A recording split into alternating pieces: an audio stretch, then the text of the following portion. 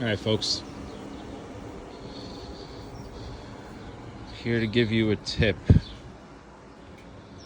I've been having to deal with some maintenance on this Brushmaster that I got. It's an awesome machine. It's a CH4, 15 horsepower, and I just changed the drive belt. I checked YouTube for some other videos on some how-tos, and most people made it seem harder than it really was. Anyway, it's simple. So what you're going to want to do is you're going to want to have the appropriate drive belt. That's first. Second, you may want to clean off the machine. There's usually a bunch of grease here and grease over this measurement. This measurement is here to tell you how far forward your engine block is. And it's real simple. All I did was loosen these mounting bolts. So there's 1, 2, and you come around back, and there's, let's go around the other side.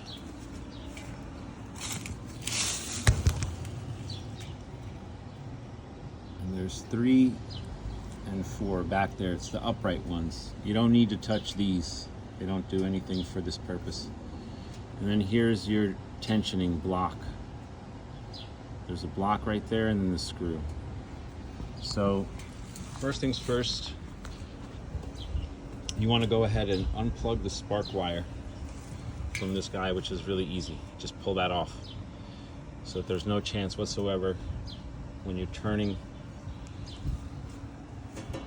the shaft of the engine to get the drive belt on. There's no way the engine's starting. Spark plug off first. Second, remove this guard. There's 1, 2, and 3 screws, or nuts rather. After you remove the spark plug wire, which you just pull on, it'll snap off, and then you remove this guard cover. Come over here, loosen these 2 vertical bolts, and then you go around to the back and loosen those 2 vertical mounting bolts, and then you should have about 1/4 inch or 3/8 or so of free play in your engine, and you just push the engine back. It's really simple. It'll just want to come back pretty much. Then after that, where everybody struggles is getting the belt on, but it is easy. You got to use leverage, and by leverage I just mean be smart. I put the belt onto the small pulley, and with the machine pushed back as far as possible, I put it just part way over the big pulley, and then you be very careful not to get your fingers in the way, and you take the belt and you pull it down, and the belt will drive itself onto the pulley. You don't need a screwdriver, a pry bar. It should have just enough tension and be tight enough that you can't get it on without it, but you need to start it on the small pulley, get it part way on the other pulley, and just go in the direction, and the belt will ride itself right on the pulley, and that's it. And then, as far as adjustment for tensioning, I put this block back in. I tightened the screw till it was approximately where it was at in the first place. The new belt will be tighter slightly, but it's going to stretch anyway, so you want to get it pretty tight, pretty much to the same place it was. If you clean this like I recommended, you'll see exactly where you were, because there'll be a nice transition from grease underneath this mounting plate to where it's clean. And then you can go maybe a little bit further, and then you feel the squeeze of the belt. You can roll it around with your hand, make sure it's not going to ride itself off. And then after you have that, you want to tighten down, not all the way, but tighten down these 2 mounting bolts, and that's going to help drive this end down to the base plate, which is further going to tension the belt just a bit. Then you're going to go to the back ones, and you're going to tighten those up, not all the way. So you got 4 kind of snug bolts, but with enough play so that you're going to come back to this tensioner screw, and you're going to give it about a half turn, maybe 1/4, just to make sure your belt is properly tensioned. You don't want it over tight. but you want it properly tensioned. And it should be pretty much back where you started, maybe a tiny hair more forward. Mine was maybe not properly tensioned in the first place. It wasn't improperly, it was just seemed a tiny hair loose. And then you kind of check this front to make sure this space from here to the edge of the plate is relatively even, so that you know your engine is square on the machine. And once you've got that all done, you can go ahead and fully tighten the front two and then the back two, or you do a cross pattern, this one, then the one in the back diagonally across, then this one, then the one in the back diagonally across this way.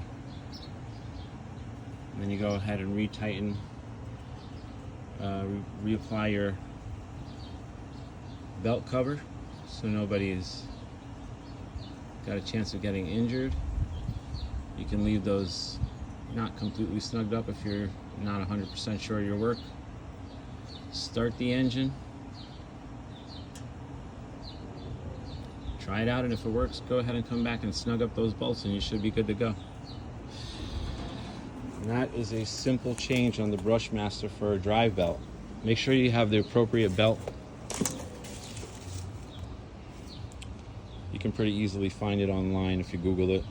Now I will say, there's some companies that will have a quote-unquote OEM belt and they charge a lot for it. Probably about, sometimes I saw $50 and $70 and $80 even, I believe. You don't need that, you just need the appropriate belt. If you prefer some American-made belt to some other Asian-made, Chinese-made belt, that's fine. Whatever your prerogative is, doesn't really matter. They're all going to be about relatively the same quality. And then here's your old drive belt, and you can see where it got chewed up right there.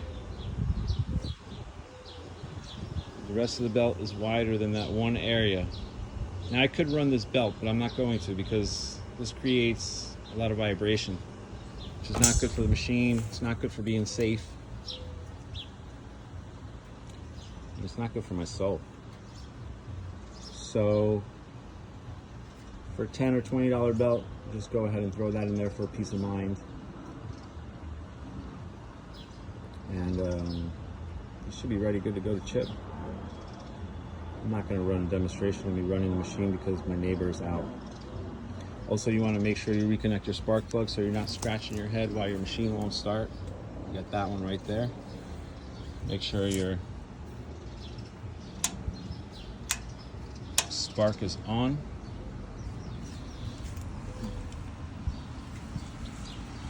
This right here is your gas petcock that allows the gas to flow or not. The left position is off, and that's how it should always be unless the machine is running. If you leave this on, the gas from the tank will slowly flow in here and flood this, and then you're going to have a real hard time starting it. You don't want that. So you leave it always in the off position. That's why I have this here. Gas and choke off after use. Every time I walk away from the machine, I turn definitely the gas off, but usually both, just as a rule of thumb, as a habit, to not make it too complicated. And that way you should always be able to start your machine. Cheers.